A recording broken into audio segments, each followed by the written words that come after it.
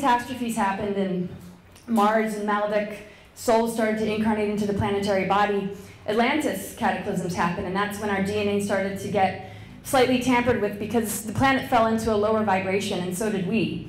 And so that's when we hear about the Anunnaki and the tinkering of our genetics and our DNA to kind of block us from our higher self. Something called frequency fences were put in our DNA. And we got prints on our hands and something called the zodiac wheel. But these sort of offer us the lessons of duality so that we have some sort of roadmap to remember who we really are, because we actually, before all these sort of things happened, we weren't really human. We are extraterrestrial. We are 12-strand and beyond. We are able to come and go from the physical as we chose and as we pleased. We weren't stuck in this time loop. And so a lot of people resent, this, what they call prison planet.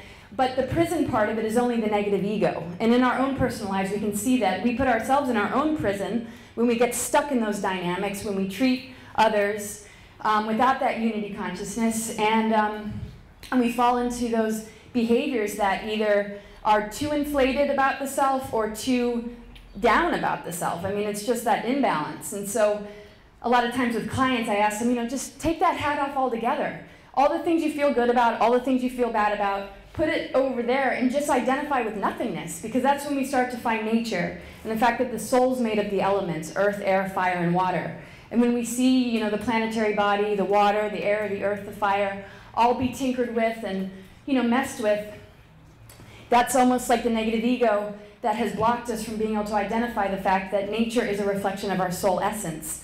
And these control agendas in the negative ego that sort of runs things has decided that controlling nature and controlling the feminine is far more important than getting in touch with the fact that we're absolutely made of these forces and we're in co-creation with them.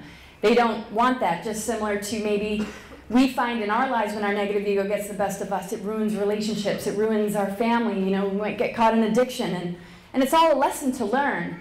But some of these beings don't want to learn these lessons, so it's up to us. And they kind of play the role to show us who we're not so we can start to remember who we are. To attend or live stream the next Star Knowledge Conference, go to starknowledgeconference.com.